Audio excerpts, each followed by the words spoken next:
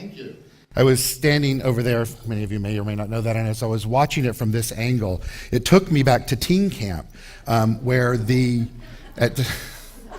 guys are laughing, you have no idea why it took me back to teen camp. I love that it's funny already. But it took me back to teen camp because at teen camp this year, for those of you that may or may not know, I run the teen camps for the Centers for Spiritual Living across North America. But at the talent show, this amazing young man invited me on stage and asked that they turn the lights out and put me in a chair, which I did. I have great trust and faith. I've worked through that. I didn't earlier in my life. But that's a side note in another talk. But he had these gloves on that had LED lights in them. And he did a light dance for me. It was just mystical and magical and really amazing. So I was thinking, wouldn't it be cool if Nick put little LED lights on the end of his mallet, right? And played them. You got to take it, not just the music, but the visual stimulation of that. So Nick, I don't know if you can hear that or not, but think about it. LED lights on the end of your mallet, Mr. Mallet Player. So, I'm happy. How many are here for the first time today? Thank you all for being here, and thank you all who brought your friends with you today. I've got some family down here in the corner, and thank you all for being here. So I want to start today by telling you a little story, and it is this. On November 8th, some of you may have heard this story before, but please listen to it in a new way. It was on November 18th, 1995, that Itzhak Perlman, the world-renowned concert violinist, came on stage to perform a concert in Avery Fisher Hall at Lincoln Center in New York City. Now, if you've ever been to a Perlman concert, that you know that Perlman getting on stage is no small achievement. For he was stricken with polio as a child, and as a result, he wears braces on both his legs and walks with the aid of 2 crutches. Now, to just simply see him walk across the stage, one step at a time, painfully and slowly, is an awesome sight in and of itself. But on this particular day, it seemed that he was walking quite slowly, and what appeared to the congregation or the audience that it was painful for him. But yet he still did this in quite a majestic fashion. Perlman gets to his seat, he sits down, slowly and carefully places his crutches on the floor. He undoes the clasps on his leg braces, takes his hands, and tucks one foot back while extending the other forward. He bends forward, picks up his violin in front of him, places it under his chin, nods to the conductor, and proceeds to play. By now, people that have seen him perform are quite familiar with this ritual. And they sit quietly, watching him go through this process to get to the stage so that he can play. As this performance began on this particular day, immediately they all heard, and something had gone wrong. Just as Perlman had finished the first few bars, one of the strings on his violin broke. The noise was quite distinguishable, and most everyone in the room knew what was going to have to take place. There was no mistaking what Perlman was going to have to do. He would have to reclasp his braces, pick up his crutches, and move back across the stage to either find another violin or another string for this one. However, he didn't do that.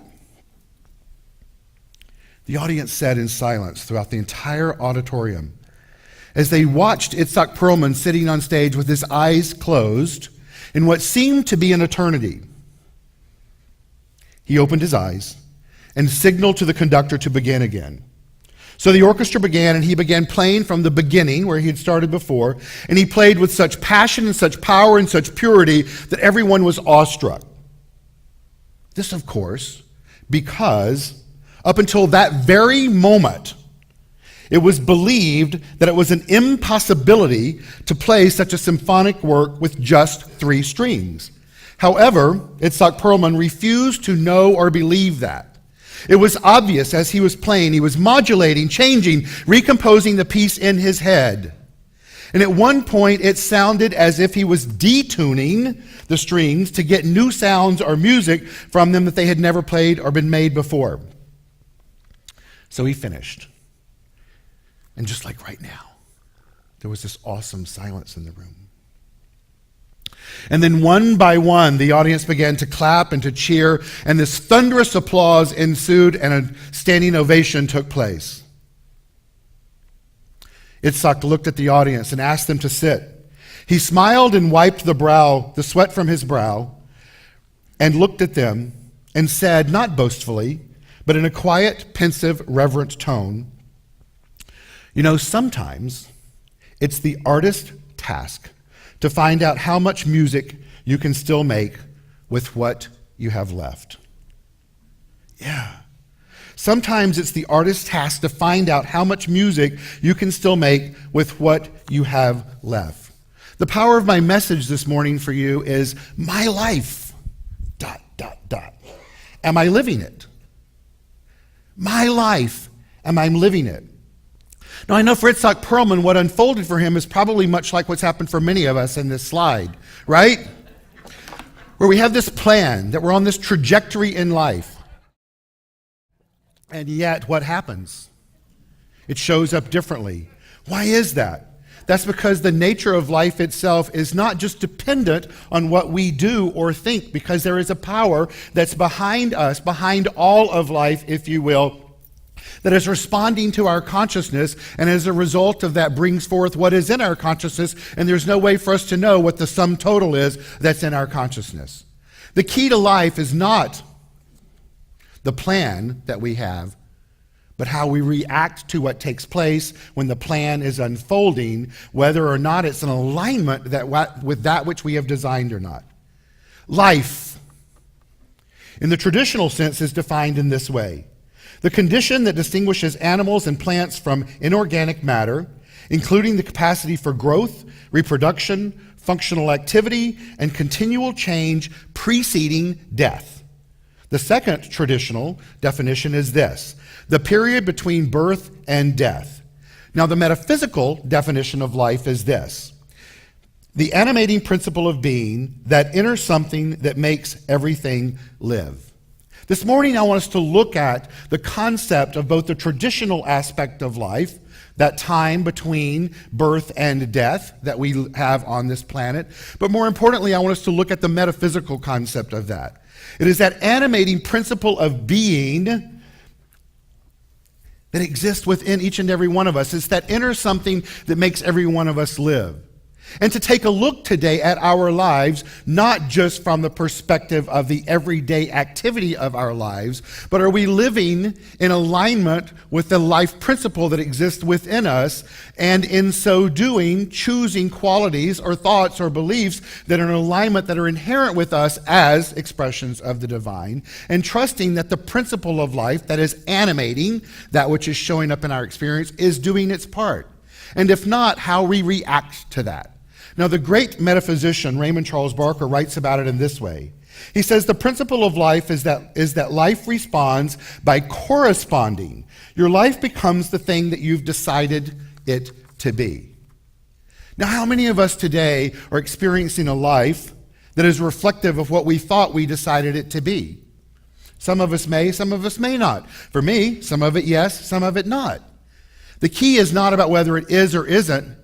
It's about how we respond to that when life shows up in a way that's different than we decided it was going to look like, right? I mean, how many of you felt different Friday afternoon than you did Friday morning when you realized what was taking place on our planet, right? Of course, stuff shows up. I think this is a great slide that illustrates that. Life happens. The horse is looking down saying, "You okay? Should I have told you I was stopping?"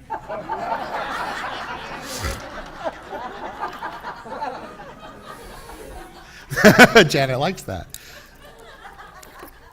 Now, the part that I love about this is the horse, right? We've all been thrown from the horse, right? But rarely do we have the horse looking down on us saying, "Sorry, dude. Sorry, I didn't tell you. Should I have told you?" The truth is that so often in life we don't have the opportunity to look at that which we feel as if has thrown us and process it from that perspective. But the reality is that it's immaterial whether we do that or not, because we're one with that which can propagate more and more of itself out of itself if we're willing to be consciously in alignment with its presence and its power. On the website, The Unity of Life, which is a metaphysical website, it's wonderful. It addresses the concept of life in this way, because of course things are going to show up in life as we go along. I've said this before from this podium, and our great teacher David Walker used to say this all the time: all God's children got stuff. What that means is that we all have stuff in our life that's contradictory to our highest desires, because the nature of life is that it brings forward to us experiences. And we get to decide whether those experiences are for our highest good or not. The key is we're in control of how we react to life itself. This is what's said in this website. It's written this: life does not emanate from the mind. It's not a psychic or purely mental quality, nor does it spring from the physical. Life, in and of itself, is divine, spiritual, and its source is God or spirit, whatever you choose to call it. The river of life is within man. Well, that's man, female, and everything in between and beyond. The river of life is within man and in his spiritual consciousness. He comes into consciousness of the river of life through the quickening of spirit. And what that means is that spirit's nature is to come within us and become alive and react to that which we place upon it, because we're one with it. That's its nature. The key is, are we doing our part in that process of awakening to a higher understanding of who we are? It goes on to write that this contact of the quickening is made through prayer, meditation, and good works. So I ask you today, are you doing the work that is required through your good works, through your prayer, through your meditation, so that you're experiencing the life that you desire? And if not, are you willing to say, okay, so what? Let's start right now. And I'm not sharing this with you today because I'm here to tell you that your life should be about prayer at 10 a.m., meditation at 11 a.m., and good works from noon to 4. That's a good schedule, I think, right? The reason I'm sharing this with you is to understand the nature of life itself. And should you desire to have a life that's more in alignment with your highest good, then that is certainly a spiritual practice that can bring it forward. And I love the concept of that definition, if you will, that it's not just about prayer or meditation. What's the purpose of prayer and meditation? Well, the purpose of meditation is to get silent and to allow that voice within us, which is that which we call God or source or spirit, or as I've shared with you before at teen camp, it was called Doug for a long time, to let Doug come into play in our being. The concept of affirmative prayer is to consciously align ourselves with that, so that when we're done with our affirmative prayer, we trust and believe that we have the mindset of the alignment that exists within us, and that we know what that is, and that there must be an experience that's brought forth that's equal to that. And then the good works part is saying, once you've done that, get up and go out in the world and do some good. Do some good in the world. And you get to decide what that looks like. No one gets to decide that for you. Now today we have Bring a Friend to CSL LA Day. And the reason that we have this today, I made the executive decision in a very on-the-spot way here a couple of weeks ago to do that, because in the teen camp program across North America, there is a Bring a Friend to Youth Group Day. So teens all across North America are bringing their friends, they're coming out of the spiritual closet, if you will, and bringing their teens into an environment much like this, where they can find out who they are as spiritual beings, what do they need to do to experience more of that, and to consciously live from a place where they know who they are as divine beings. They're doing a workshop today. So I have this slide up here today that says, we're not given a good life or a bad life. We're given a life. It's up to us to make it good or bad. Now let's not get caught up in the last sentence. The thing that I love about this slide is that this slide was posted on the Centers for Spiritual Living Teen Camp Facebook page. That the teens in the world today in this teaching, they're consciously aware that they must engage the process of life, live their life in a way that's in alignment with the spiritual principles, so that their life feels more fulfilled. And how many of us sometimes think that life's challenging? We all do at times. But I can assure you it can be really challenging for a teenager on today's planet. Really challenging. And so to be around teens that are in alignment with that, I think is fantastic. The workshop that they're doing today is called My Life. And the purpose is to let go of fear and doubt and to be willing to risk to achieve your goals. The principle that they're working from today is from the Way of the Peaceful Warrior. And it's this: trust yourself, trust the process that is your life. You are the spiritual being you have been waiting for. You are the spiritual being that you've been waiting for. And with that, they got a worksheet that they needed to create. And on the top of it said, my goals for the next year. Areas of life, physical, spiritual, emotional, and mental. And within that process, they were to go deeply within their own mindset and ask themselves, is this something I want to accomplish? How can I be supported? Is that done through inner support or external support? And in addition to that, what are my limitations and my barriers? And then the questions that they were asking of themselves are these. What things keep you from achieving your goals? What support do you need? What does it take to overcome your fears? What causes your fears in your life to overbear you from achieving your goals? And how much are you willing to risk to achieve your goals? I ask you today, are you willing to define a new goal for yourself and then do what is required to achieve it? What if nothing more than knowing that we've just simply been given a life, period, and that we want to go about the business of doing our life by creating more good on the planet? I don't know about you, but I think that that in and of itself is a great goal to have on a daily basis and a weekly basis and a yearly basis. Are you willing today to do like these teens are agreeing today to do, to trust yourself in a new way? To trust that the process that is your life, and to know that you are the spiritual being that you've been waiting for? Well, for us to do that, sometimes we have to understand what the purpose of life is. Eleanor Roosevelt says the purpose of life is to live it, to taste experience to the utmost, to reach out eagerly and without fear for newer and richer experience. I think that sounds like a great charge in life. How about you guys? Yeah. But the thing for us to understand, if that is our charge in life, is that for you and I to really reach out eagerly and without fear for newer and richer experience, we need to know at the depths of our being that we're really not about experience. That what it's about is fine-tuning our thinking and our belief systems to that which we are one with, which gives cause to those experiences. That the focus is not about the experience other than from the perspective that the experience is showing us what it is that we're thinking and believing. And then not get emotionally attached if it shows up in a way that's good, bad, or indifferent. But just go, hey, so that showed up. So that's really a reflection of what's going on in my mind. If I want it to look different, what do I need to do? Change my mind. Change my mind and change my thinking. And choose to do that in a way that serves us individually. But so often in life, we get caught up in hanging on to what other people think and follow the group. It's important for us to be careful when you blindly follow the masses, for sometimes the M is silent.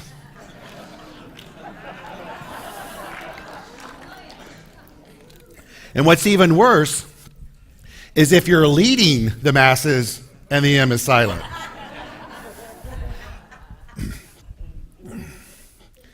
The key in life to live a more fulfilled life is to do so from a place of authenticity and freedom. To let no one cage you in from who you were born to be. Let no one cage you in from who you were born to be. You know, I truly believe the more and more that I grow into this teaching, into who I am as a spiritual being, that I've learned that the key to living a fulfilled life, and not that I got it down by any stretch of the imagination, I have it down more today than I did yesterday and more than I did a week ago and when I was 15, 16, 17, or 18. But I feel like that my path to emancipation and self-awareness and understanding that I am one with that power that is beyond the realm of just the four squared components of life, if you will, is to do it every day. But what I've learned is that I must be who I am all the time. That if I live by someone else's ideas and beliefs, and I choose to let that be personal self-enslavement, that it's contradictory to what I know is my responsibility as a spiritually enlightened being. That for each and every one of us to live life where we're more aligned, and enlightened to that power that exists for us, we have to trust the process and be who we are and not get attached to whether people like it or don't like it. I truly believe that for you and I to live our fully emancipated lives to the utmost, we must constantly and consistently work on the comprehension that we have of ourselves and the nature of the divine. That we must practice knowing who we are as both human beings and spiritual beings, and live in accordance with this knowledge and this practice in and of itself, for that enhances the development of our consciousness. Because the nature of the spiritual laws of the universe are that we're drawing into our field of experiences at all times reflections of our spiritual practice, no matter what it is. And it's important for us to be aware of what's going on in our lives and what we allow to bring into our lives, whether that's consciously or unconsciously. And what we must do at all times is understand that we have to have a faith. Whether that's conscious or not, we have a faith in something. It may be a faith that life sucks. It may be a faith that life isn't serving us. No matter what we choose for it to be, once again, whether it's conscious or unconscious, we're experiencing that in life reflective to the faith. The great philosopher Anne Lamott and political activist writes this: faith includes noticing the mess, the emptiness, and the discomfort, and letting it be there until some light returns. The way for the light to return is to not sit back and say, "Come to me." The way for the light to return is to close our eyes, to shut our mouths, to do our best to turn off that internal chatter, and allow ourselves to be illumined from within. Because the light's there. It's always been there. And it always will be there. Whether we want it to be or not, it's there. It's there. And so my charge for you today is that you leave here choosing to know that when you are living your life, that it's your life you're living. Is it the life of God? Absolutely, because that's that power that exists equally among all of us. But at the end of the day, what matters is how are you living your life? And is it bringing you more peace and more power and more beauty and more joy? Are you willing to be a more person with a more light tongue, one that's willing to forgive more easily, and one that's able to look at the conditions of life and say, that is not something I like. However, I'm willing to step back, both literally and metaphorically, and choose to know who we all are as spiritual beings. And know that the nature of life in and of itself, no matter what's showing up, is to let the light shine. Because once again, it's always there. My goal is today that I have inspired you to look at this particular slide and that you're not walking out of here in any way thinking that your life sucks on any level whatsoever, but you know that life in and of itself is awesome. It's a gift we've been given. The question is, what are we going to do with it? I say let's go live it fully and make a difference on this planet. How about you? Yeah. Sounds good. Thank you. Namaste.